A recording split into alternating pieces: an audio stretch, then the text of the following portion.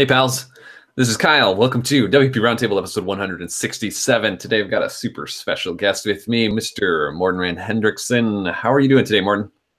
I am good. How are you? I'm great. Excited to be chatting with you. Finally, 167 episodes in. You've been on the short list for years now. That's terrible. It's probably all my fault. Yeah. I don't know. I don't know how that works. Like, it's been over 4 years now of doing this show every Monday and or almost every Monday and never repeating a guest. And that's impressive. Yeah, I suppose. I mean, scheduling is a fun thing that I do like every quarter, just book out the next few months. And but you would then have to have a list, and then names show up and you go, oh no, it's on the list. And then you get the list and it's so big, you're like, wait, do I have an episode with this or not? And then you have to search for it.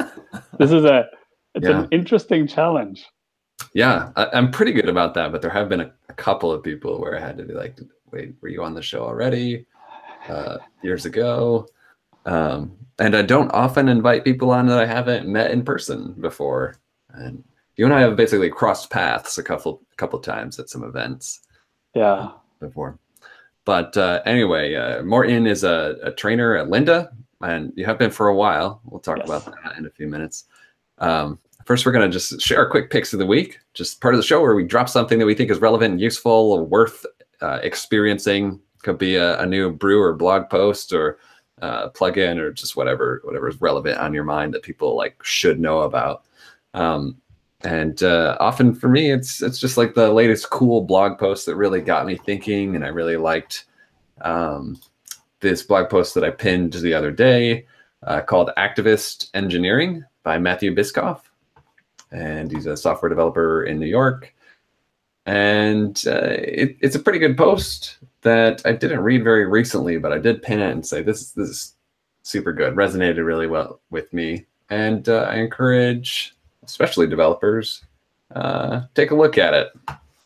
I'll share a link somewhere, I guess. Morten, do you have a quick pick to share?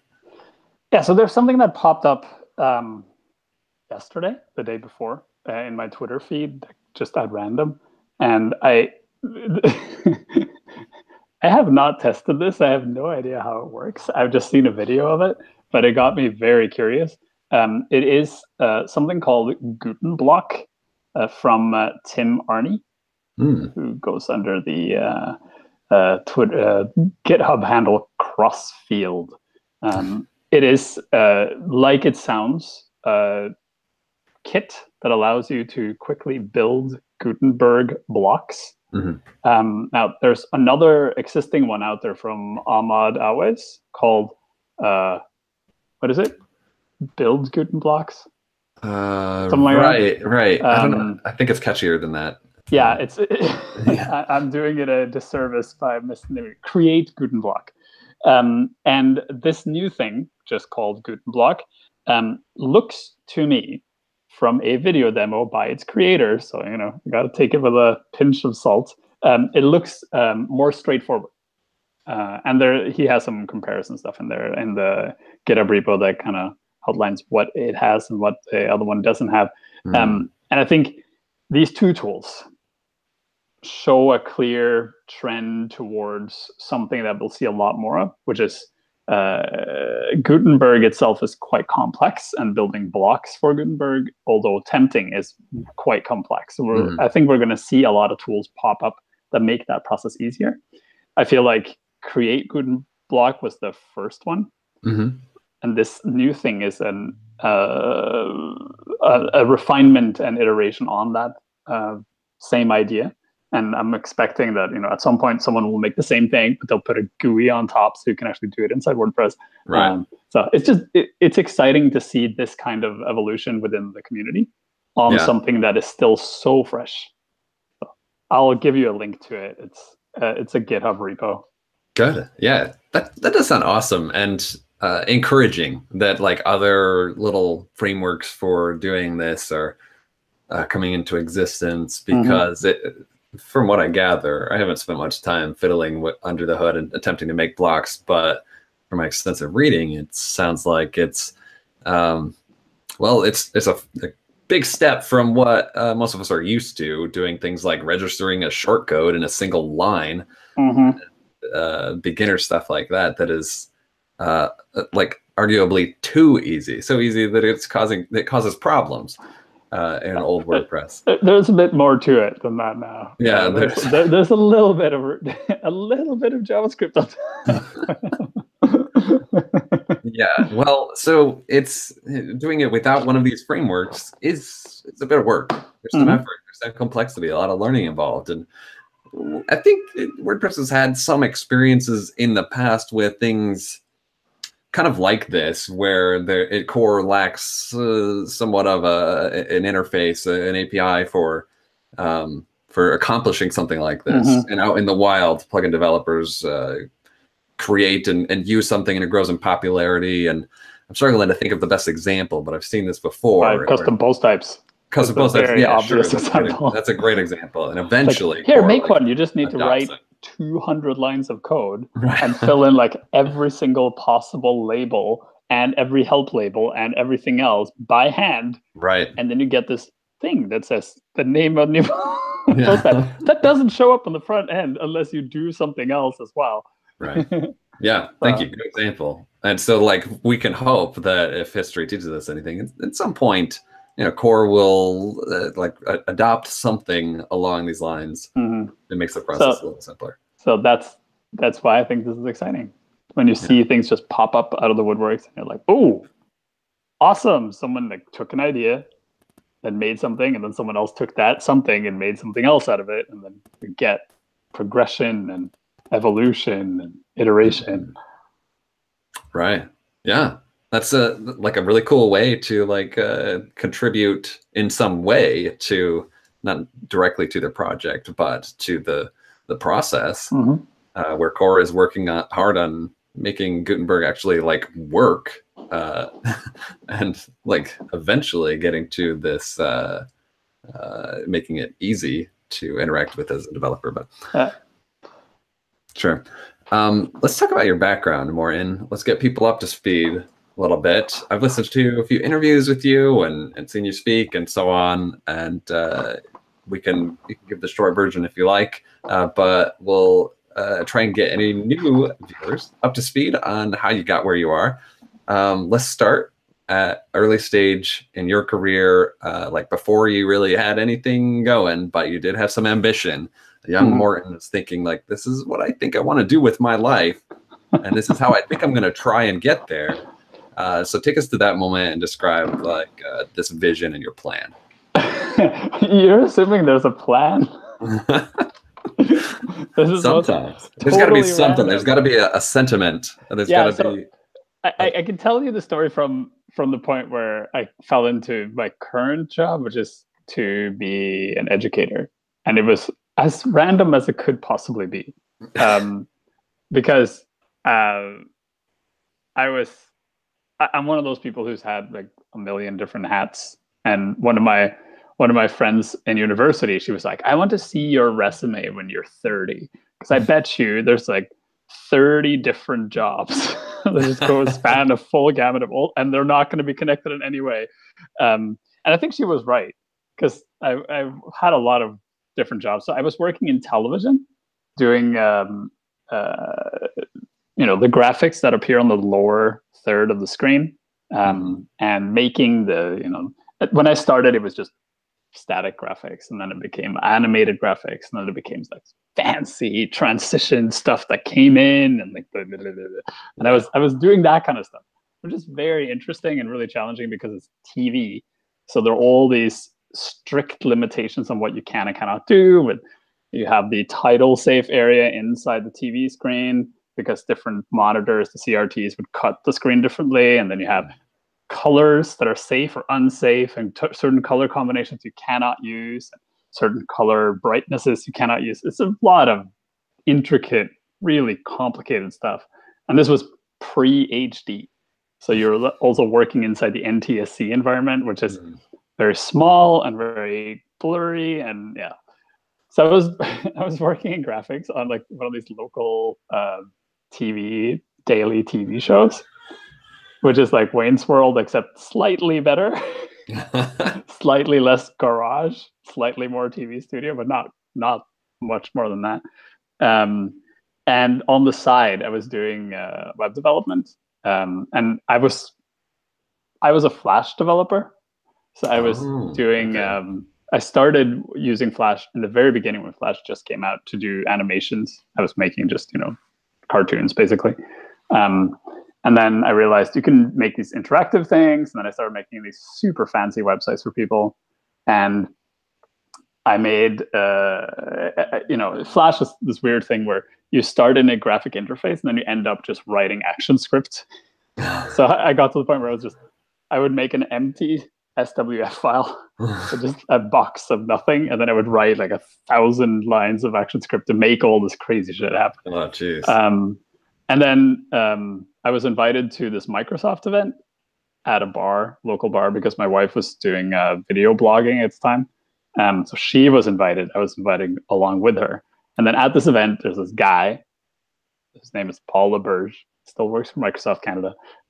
He gave me a card, and he said, "Hey, so we're making this new software called Expression Studio. It's a suite of tools you can use to build websites. And it's in alpha, so it doesn't work properly, but I want you to try it." And he had no idea who I was, right? And they were just giving these things away. So I took it, and I'm like, okay, I'm going to make a website because I have a client. So I'm going to make a website using these tools. And then, and he's like, "Oh, if you do, we need feedback." And I said, "Sure, I'll make a blog. And then I'll write the story of building this website on my blog.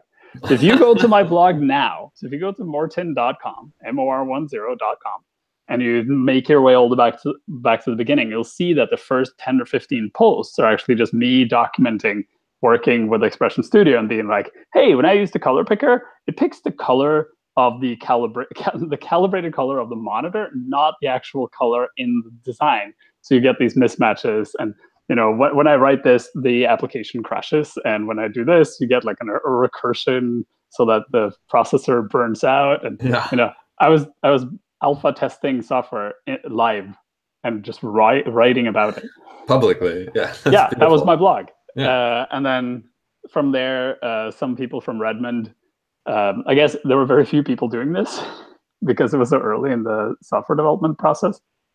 So all of a sudden I got all these comments, and there were these hyper specific comments. They were very technical. And I'm like, this very odd questions you're asking me here. And then I went and I looked at the IP address, and they were all coming from Redmond, which is Microsoft headquarters. And then I said, hey, maybe you should call me instead of doing this chatting in my comments thing, and then we'll talk. And then, a bunch of things happened. And then I became an official beta tester for Expression Web, which was the web component of this. And then a book deal showed up, and then they pointed at me because I was one of the people that was doing all of this stuff. So I wrote a book, and then that became another book and another book, same book, just over and over and over again because the software evolved. And then I made a video thing for Pearson, which was the company that was publishing the book. And then a headhunter from Lynda contacted me and was like, hey, can you make courses about Expression Web for us? And at the time I was like, I know that they're going to tank Expression Web, but I'm not allowed to say.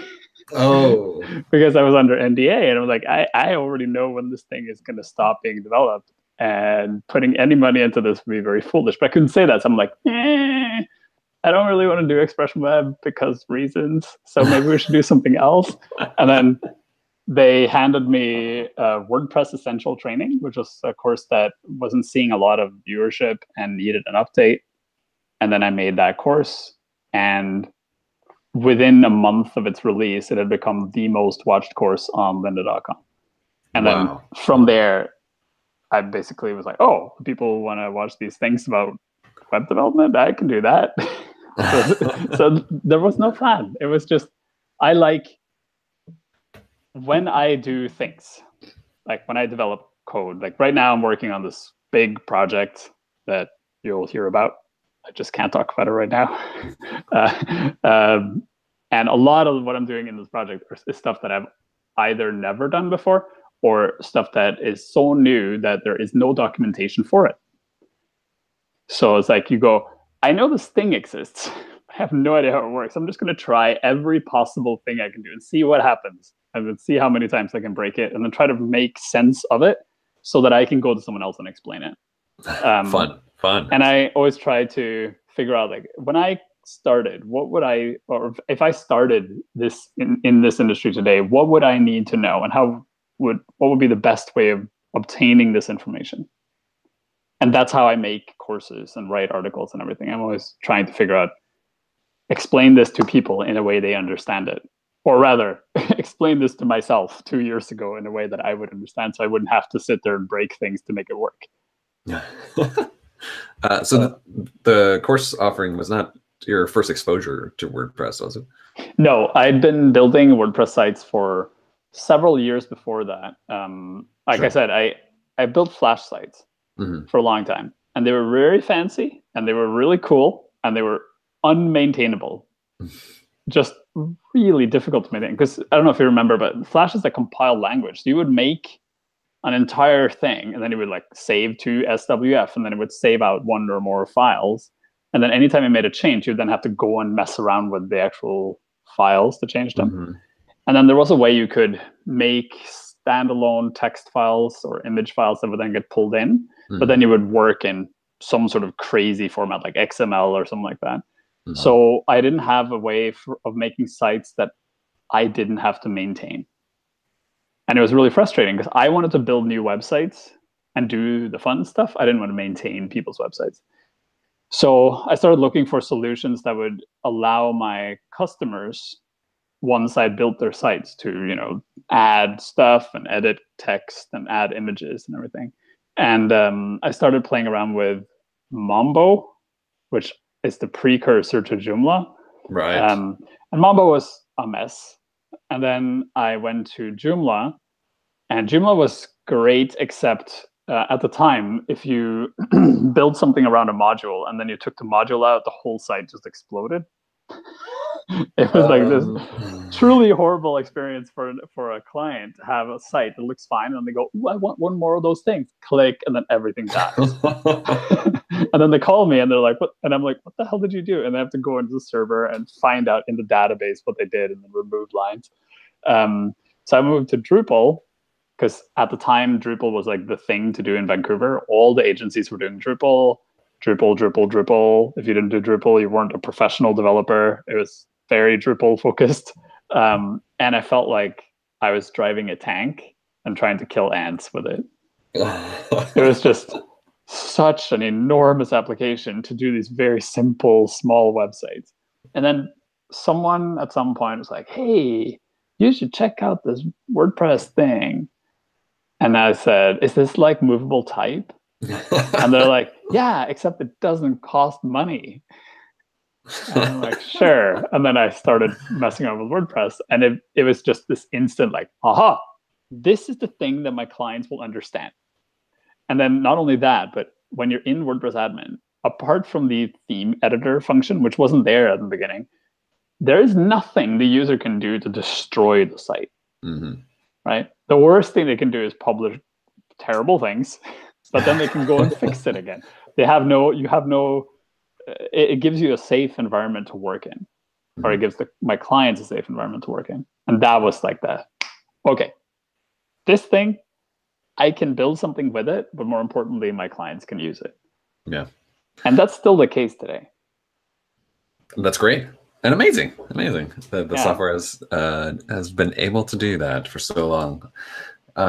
When you look back, like the story definitely sounds like interesting opportunities came your way, and you took advantage of those. And I always think it's interesting to reflect a little bit with everyone looking back on their journey through jobs, and just think about how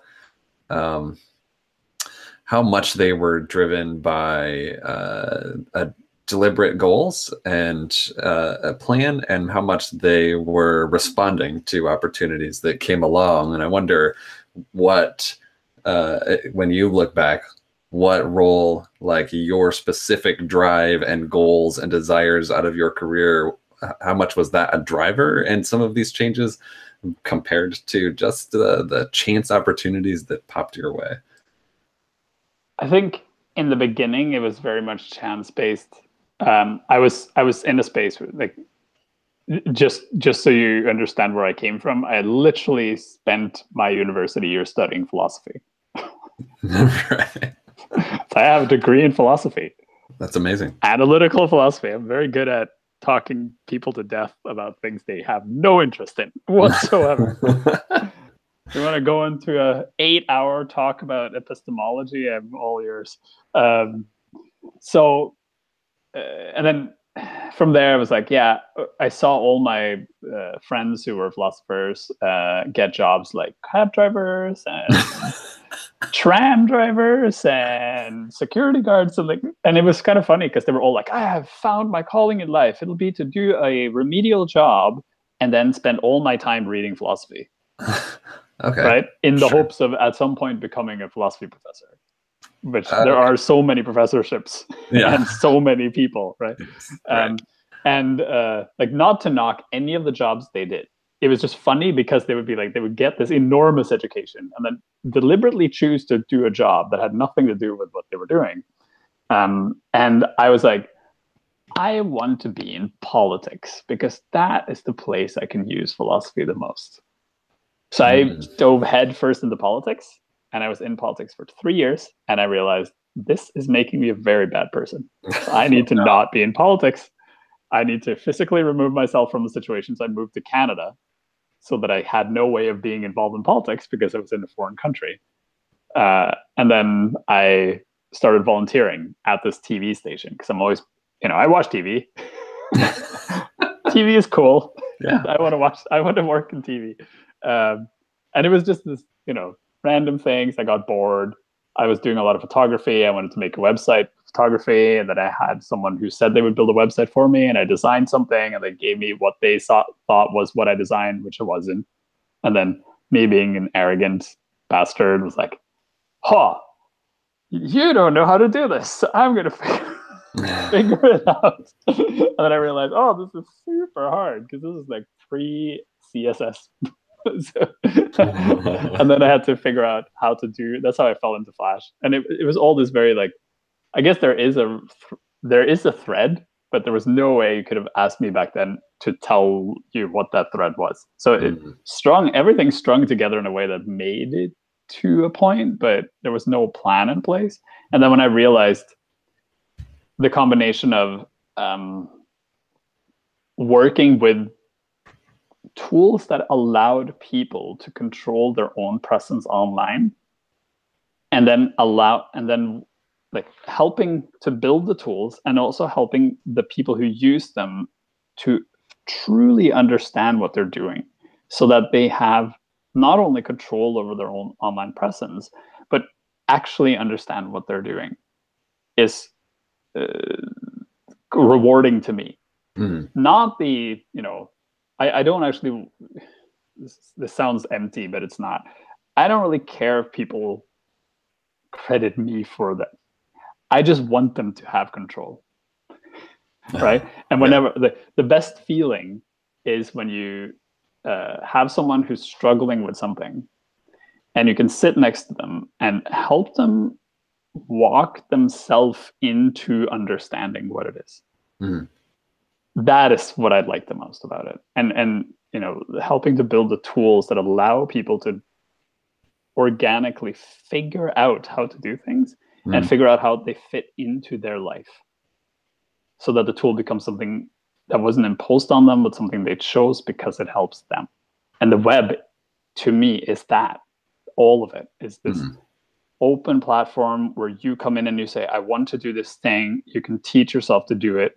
You can reason yourself into solutions and then understand over time, all right, so this thing does that because then I can do this other thing, and that means I can take this piece over here and this piece over here and put them all together and do something amazing. And then it allows itself, like, you can always build on it and make it better.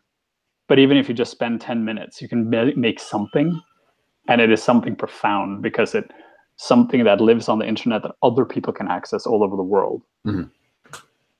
So yeah. That wasn't a very good answer to your question. No, it sounds like, there's a sense of peace. Like you look at like where you are and what you're doing, how you're applying the skills that you have and the personality that you have, and like this makes sense. Yeah, it's not, one could reflect and say it's not surprising that Morten ended up here doing this with your life. I would say though, do not take me as a good example of how to plan out your life. It is not a good example in any way. It is a very irresponsible way of planning out your life that just, for me, due to various factors, including where I am and who I am and what I look like and how arrogant I am, that I managed to make this into something that, and of a lot of luck. So, I think looking back on how I've done things, there are many things I could have done differently to get where I am today much sooner. Are there like big forks in the road that you ever just like look back and say, wow, things could have turned out way differently if I had just taken that other, like just drastically differently? Big forks in the road that you think about. Oh yeah, there are too many, and it's quite uncomfortable. It's one of those things where when you get older and you look back and you go, I was so close to like, how did I end up here? And why did this happen? And then you see all these forks that you were not aware of, and you see them in hindsight, and you go, oh. And they made like a colossal error that somehow ended up not being an error. But what would have happened if I took that other turn instead? And it's so this is the philosophy part of me where I'm like, there is no point dwelling on it because I don't have a time machine. I can't go back and do anything about it. So I try deliberately to, if I find myself in that train of thought, I just let it go, because walk away from it. There's no point doing that.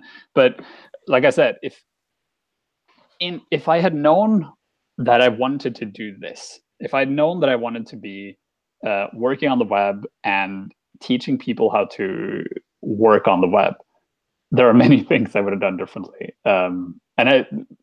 Strangely, I probably wouldn't have ended up with LinkedIn Learning, which is lynda.com, just under a new name. I probably would have ended up with something else. But due to circumstances, this is where I am, and this is the right fit. So somehow it worked out. It seems like a cool gig. So to fill us in on what the scope of your responsibilities are in the courses that, it's just like you, WordPress learning here, clarify that a little. Yeah. So my official title at LinkedIn Learning is a senior staff instructor. That's because I've been doing it for a long time. Yeah. So I belong under the web segment. So we have a lot of silos, and I'm in the web segment on the front end side of the web. And my focus is currently split about 50-50 between CMS with a focus on WordPress and web standards with a focus on bleeding edge technologies. So I spend about half my time trying to figure out how to get people up and running so they can do what they want to do with WordPress in the most efficient way and understand what is going on and how they can build what they want with it. And the other half I spend trying to understand new emerging web technologies, how to use them, how to take advantage of them, how to build new exciting things with them, and often how to explain technologies to people that are very foreign to how we think about the web. So a good example is CSS Grid. We made a course about CSS Grid in 2015. So that was like, welcome to this course about CSS Grid, a thing you cannot use yet. But you will, so you need to understand the stuff now. And then, we updated it in 2016, because then it was like, you can actually use it in one browser, but there's a lot of stuff that doesn't work, but still, let's take a look at it. And then in 2017, made another course. It was like, now it's actually live and you can use it. And then today I was in a meeting with the content manager about what is the next iteration of this? Like, how do we now that we have CSS Grid in all the browsers and everything is fine, how do we get people to actually use it in production all the time? So a lot of my job is that. It's trying to figure out what is the next thing that's happening, what is it people will need to know to further their careers and go to their next play, as we say at LinkedIn, and just solve problems in the best way possible. Meanwhile, with the web and especially the front end, we're working on a platform that evolves extremely quickly. So anything you make, you're likely going to have to update it almost immediately. Mm-hmm. And I mean, the needle moves very, very fast, and new things come online all the time. Like, I'd like to say there was a meeting we had a couple of years ago where we sat in a room, a bunch of us, and we were discussing what are the JavaScript frameworks we should be focusing on, because we had to pick two. And at the time, there were like 6. We had Iconic and Handlebars, and it was all this different random stuff, right? And then Angular and React were new, like very new. And then we're like, you look at each of them and you go, who's backing it? Who's currently using it? What's happening? Are we going to do this or not? We have to put in tremendous investment into it. And then you do a ton of research, and then you have to pick. And with JavaScript, that happens all the time. With some CSS stuff, it's the same. Like, I've had on my to-do list to make a course about element queries for 2 years now. The problem is the element query syntax is still up for grabs. So I could make a course about it, and it does work with the JavaScript shim, but there's no way of telling if what would go in that course would actually be the end result, like what element queries would really look like. So it would be kind of irresponsible to get people started doing this, unless the intent is to actually drive the conversation and say, here is a way of doing it. I want everyone to do it like this, and I'm just going to put my foot on this and say, this is how we do it. And then get 100,000 people to watch that course and start implementing it in a certain way, because then it becomes the way to do it, right? So there's a lot of that kind of thinking that goes on, in addition to just making courses, explaining things to people. Sure. So are you responsible for now still producing and engaging in the details of a lot of courses, or like as a senior instructor, are you kind of influencing the direction? My main job is to make courses and plan courses. I also spend a fair bit of time working with the content managers. Those are the people that actually think about, the whole library and what's going to happen in there, and try to help them figure out what should we do, who should be doing this. There's more and more I'm being like, we need this course. Here are the reasons why. I'm not doing that. Right? I am the wrong person for this, or I don't have time to do this, or whatever. And then, but I think this person might be able to do it, or maybe we should look at this person over here because they're doing something super interesting. I don't understand it, but this is something that I should understand, and that means other people should probably understand it too. So it's a dynamic thing. It changes all the time. Yeah. What's the audience like? The real focus is like on career development skills on this platform. I don't know if I can answer that question. Because it depends. Because this is a bigger platform. Yeah, I mean, LinkedIn Learning. So when we went from being lynda.com to LinkedIn Learning, the audience became the user base of LinkedIn, which is 8 people. Yes. Plus like a couple of million on top of that. So it's actually kind of challenging when you develop a course. You need to figure out who is the audience here for this particular course, and why is it important that this group of people learn something, right? So if you take WordPress Essential Training, it's actually quite challenging because WordPress has an enormously diverse user base. That's true. Meaning WordPress is the thing you pick up if you have a dog and you want to share pictures of the dog on the internet, but you also want to share stories about your dog on the internet, and you want your friends to comment on how awesome the story and the pictures are. WordPress is also the tool you use if you are the Washington Post and you want to publish stories about heads of states and what they do, right? Right. So those two user groups are, they have different needs, yet they use the exact same application. Right. And then when you roll out a course like WordPress Essential Training, the people who watch that course will then span that full gamut, all the way from I just want to make a website about whatever, to I just started working at a newspaper or some magazine that uses this platform, and I need to understand how this works so that I can do my job with it. So how do you then make sure you touch all the bases for all those different people? So it becomes easier when you're working with more specific courses, like a CSS grid course would be like, so the audience here is anyone who works in the front end and writes CSS. Specifically, anyone who works with the layout components in CSS, right? And then that's a fairly well-defined group of people. And then you know, like their concern is they will have designs, they want to make layouts with them. So then you can very clearly explain exactly what's going on. The most challenging one I've had so far was JavaScript essential training, because historically JavaScript has been a programmer-centric language, meaning the majority of people who wrote JavaScript were script monkeys. I think that's a term we used to use a long time ago. They write a lot of script, but they're not really interested in the design stuff, right? So they just write these really advanced applications in JavaScript, and then someone else did the front-end development. And then what's happened over the past couple of years is JavaScript has become an essential part of front-end development, in that if you want to be a proper front-end developer, you need to know HTML, CSS, and JavaScript. At that transition, the audience split in half. So then you have the hardcore JavaScript developers who write applications in JavaScript and who come from a development background. So they're interested in, you know, development as development.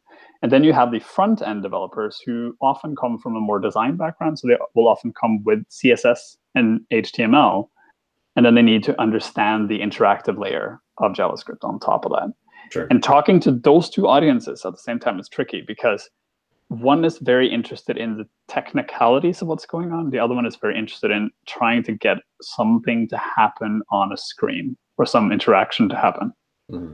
So when you talk to both audiences, like whenever you say something that fits one audience, the other audience complains. Sure. Right. Very true. So I get a lot of interesting comments on that course, right? So I had a guy who emailed and he said, you can't talk about variables without explaining what is happening in the memory on the computer. Really? Which is true. I mean, sure. If you want to go deep enough, that is an important thing, because if you make like a JavaScript, you set up some JavaScript and you make like 1,000 variables, you're basically taking little spots out of your memory and just allocating them. And if you don't get rid of them, you just have a bunch of trash in your RAM, right? But if you're sitting there as a front-end developer and you're like, I have this button, and when I click on it, I want this thing to happen, spending a lot of time explaining what's happening in the RAM may result in that person just not watching the rest of the explanation, right? Right. So there's this very interesting line you have to ride between, like, is this a computer engineering course, or is it a get things done course, or something else? So, yeah. That sounds like a tough problem to continuously solve. Yeah, it's a problem we're still trying to solve. I'm sure. Both of those user bases, I'm sure, those audiences are very large. They're very large. They both need the information, right? And they should both be served. And it's kind of my job to figure out a way of talking to both of them. Because ideally, you would want those two audiences to merge, right? So that the people who come from the development side understand the concerns of the people who come from the design side, and vice versa, so that you can actually they can talk to each other. Because what often happens is the people who are more design minded have a hard time talking to the developers, and the other way around, because they end up using the same words to mean different things. Yeah. And they have such different concerns that the communication just breaks down. And I feel like part of that is the training. So consolidating the training in some alternate reality should cause them to come closer together. Sure. In my head. Yeah. Yeah, not easy stuff. But one of the things that I'm curious about is, like, you are really active in conversations in WordPress. So you've been teaching WordPress for a long time, and now you're like all over like the big picture discussions that WordPress has, and even like a driver and an inspiring advocate for a lot of things, pushing a lot of conversations forward where otherwise few are doing so, which is super cool and appreciated. You know, where you were a big pushing for the telemetry project before, and have talked a lot about accessibility and pushed conversations about ethics forward, and commenting a lot and presenting about the big G's this year, the Gutenberg stuff especially, and having I think you were driving a discussion about like a product leader for WordPress or something of that nature. Yeah, in the past. So lots of conversation. Like, where do you see, like, what role do you aspire to play in the conversation, in the direction that this open source project is going? I don't want to play a role. I merely bring up conversations that need to happen because no one else is, or because they drown. So often, I was trying to explain this to someone at some point, so I might as well try to explain it to you. At some point last year, I think people who were paying attention to what I was saying felt like I was saying two completely different things at the same time. Because I was writing these articles about Gutenberg where I was being quite critical in a critique sense. Yes. That, you know, not like this is garbage, but more like this thing, in my view, to get where it wants to go, it needs to do these things, and that's not what I'm seeing is happening right now. And then on the other hand, I was doing these conference talks where I was talking about, you know, Gutenberg is this amazing thing that can change the web, not just WordPress, but actually change the web. And they were like, you know, you can't do this. You can't say both those things at the same time. You have to either not like it or like it. You can't do both. And what I tried to explain was a lot of this comes from me watching conversations happening in the community and seeing that there's factions that end up splitting apart and then they're not talking to each other. We know a little bit about that in America, actually. Yeah. It happens. People have a tendency of doing this. Not just a WordPress thing. No, it's a very human thing. And then I end up, you know, listening to a lot of these conversations and try to figure out what are the actual pain points and why is this conversation not going the way it's supposed to? Like, why are they talking past each other? And then I try to crystallize that into something meaningful. And to do that, I have to kind of just embody those sentiments to say, people have problems with Gutenberg because of these 18 things. And they have legitimate reason to be concerned for these 18 reasons. At the same time, there are all these other people who are saying that these things aren't problems. And here are their reasons for saying that. So at least it's been codified and you can see what the arguments are, right? Mm-hmm. And to me, it's like, you often have two sides to a story and they're both true, right? Gutenberg is an extremely ambitious project that I think in hindsight, if you put all the Gutenberg developers in a room right now and you said, if you started over, what would you do? They would tell you they would do everything differently because this was a learning on the job kind of project. Mm-hmm. Nothing like this has ever been done before. So needless to say, things would have been done differently in the past. At the same time, it is a visionary project that's just extraordinary. Because it's rethinking how people create and manage content online in a way that has not been done before in any meaningful sense.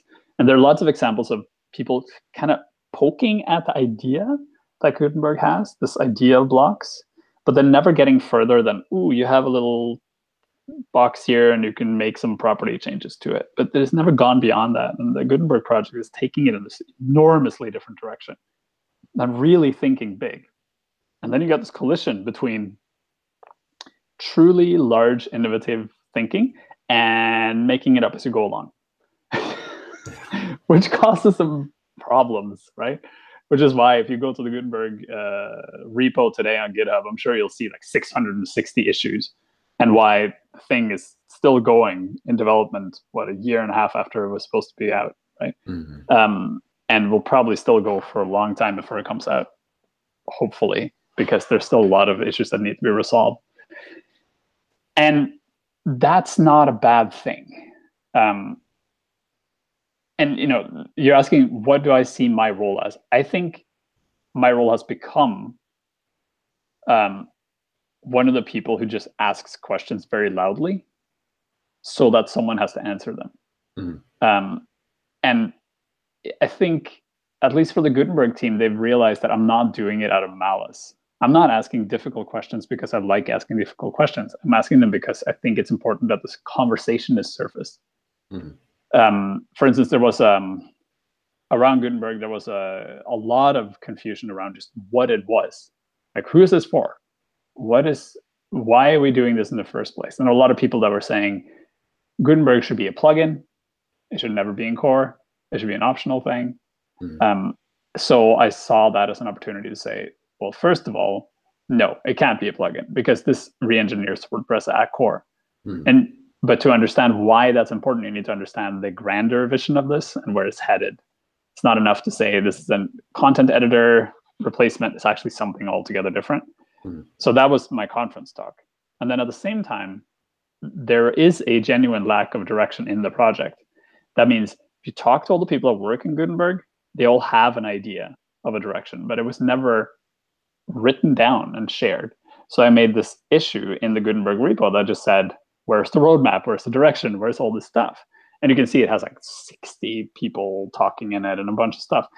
And the reason why I posted that was, well, I want a roadmap, but I knew that that wouldn't happen. However, I wanted to make sure that the conversation was happening in a place that wasn't just a bunch of people writing blog posts or yelling in comments on some blog post somewhere, that it actually got put in a location so that the people who work on it can see what are the concerns, and then they can start answering the concerns. And if you go through that thread, you'll see a lot of the Gutenberg developers step in and say, 15 people are basically asking some version of the same question. And then they go in and say, here, this is what we're doing. And then the questions stop because then people go, oh, okay, I get it. I understand now. So, I had a concern because I wasn't getting the information I needed. Now I have the information I needed and I feel comfortable moving forward. And I think that is part of the biggest, probably the biggest challenge WordPress has community-wise, is there is no communication channel. We don't have some sort of internal marketing system that goes to the community and says, this is where we're headed and these are the reasons why. We have Matt, who comes once a year and provides some information about what's going on in the project and kind of pointing in the direction where it's headed, but there's no deep discussion about what's going on. There's no structured sharing of understandable information. And there's good reason for that. I mean, someone would have to do it. It's not a glamorous job to try to condense information into something understandable, especially in something as amorphous as WordPress.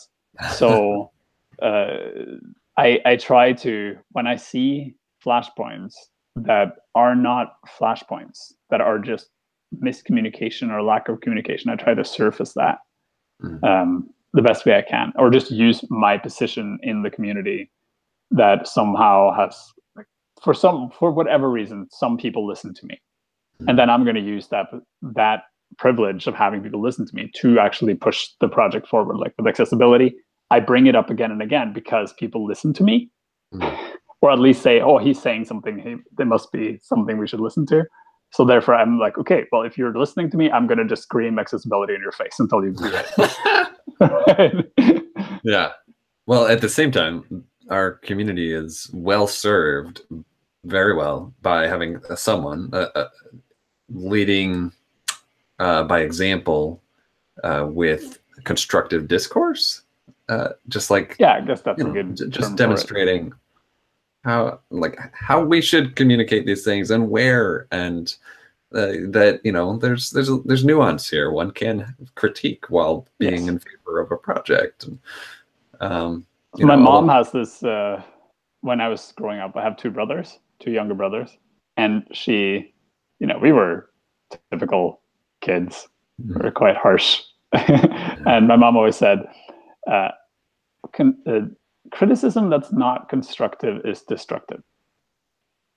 If you're gonna critique something, then you have to provide some way for the person you are critiquing to move forward. You can't just say, this sucks, this is terrible work. You have to say, this, you know, here are problems, and give them some method for, you know, taking that information and growing from it.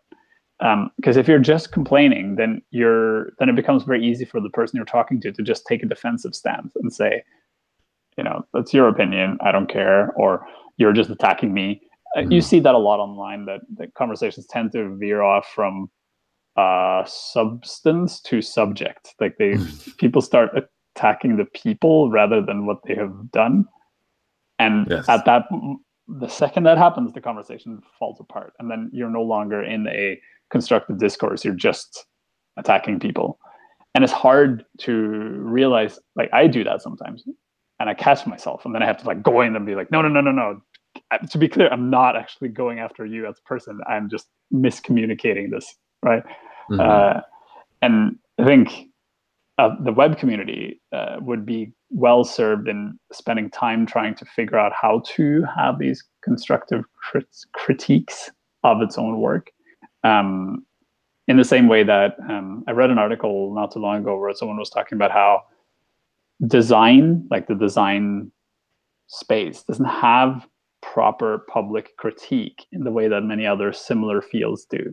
Like if you go to the New York Times, they have an architecture critique column where there is a non-architect that writes about architecture in a like, someone is building this building and I can see where it's coming from, but this, and then they have this very elaborate way of talking about architecture.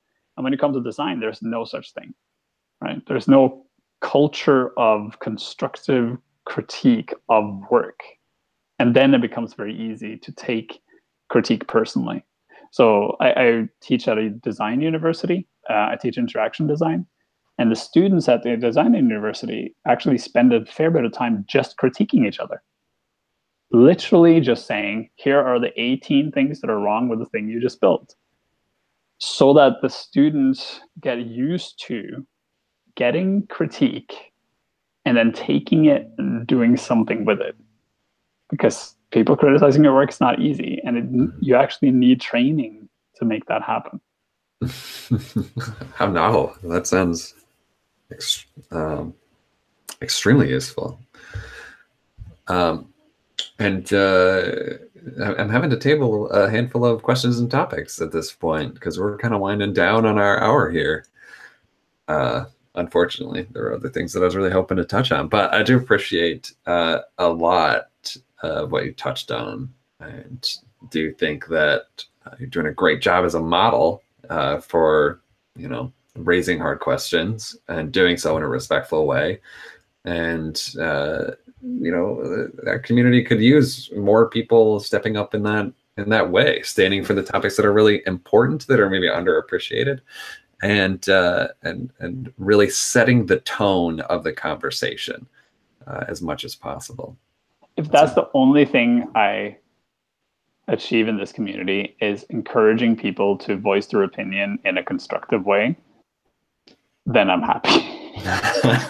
If someone sees me ask a question somewhere and they go, I want to ask a question, and I feel comfortable asking that question because I know this is a safe environment to do it in, if that happens, then I've done my job.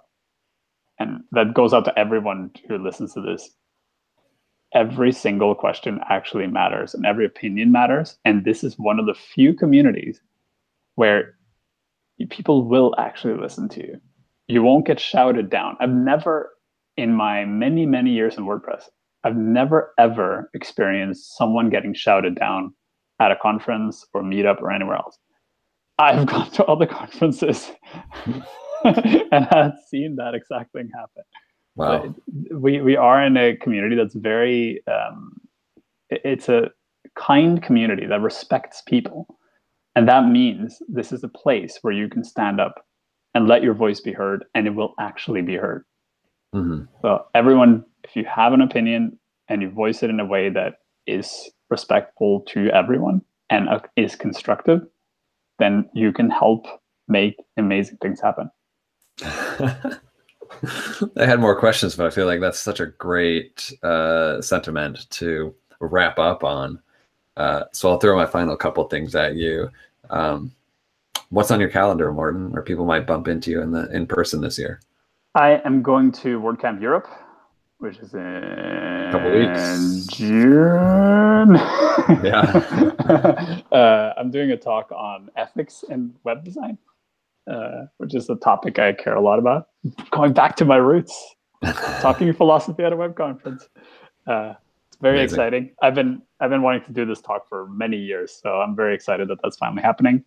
I also have a secret project, as I alluded to in the beginning, which is launching at WordCamp Europe, that you will hear about later this week. But the real thing is coming out, and I think that will be something that a lot of people in the WordPress community will want to use and want to contribute to. So other than that, I don't currently have any plans. I have a little boy. He takes up a lot of time, and I don't mind that. He's a little crazy ball of energy that needs a lot of my time. That's great. Cool. Do you have any good suggestions of people that I should get on the show in the future and talk to? I don't have your spreadsheet, so I don't know exactly who you've had before. Rachel Cherry is someone who she runs WP Campus. If you have not had her on, you should. She does amazing work and does a huge amount of community work. Of course, there's Carrie Dills, who I'm sure you've had on at some point. She does a very good job of marketing and makes amazing content, and is a huge asset to the community. Jill Binder from Vancouver. Oh, there's something. She is the one that she started a project in Vancouver a couple of years ago, which was to run workshops to get people who are underrepresented in speaking at meetups and at WordCamps to learn how to speak publicly. And that has turned into an actual program. So she presented at WordCamp, several WordCamps last year, and ended up presenting the same thing at Drupal Camp earlier this year, a couple of weeks ago. She definitely is someone you should talk to. Who else? Off the top of my head. I'm running out of, I have a really hard time remembering people's names. Yeah. It's I'm known for not remembering people's names. So I just call everyone you. I have a list of people, but it's just lost on me right now. But yeah, those are the ones that immediately come to mind. 3 is pretty good, and Jill has not been on the show, so I'll have to reach out to her. That's a great suggestion.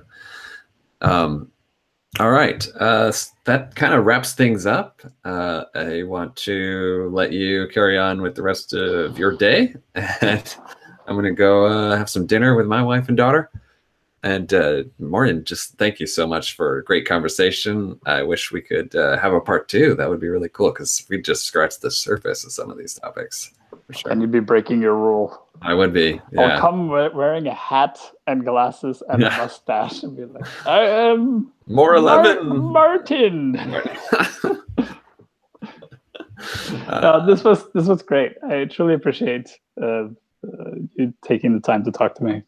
Of course. Well, thanks for all that you do, and keep moving the discourse forward in WordPress and making great courses. And I'll see you at a WordCamp, I'm sure, before too long. Thanks.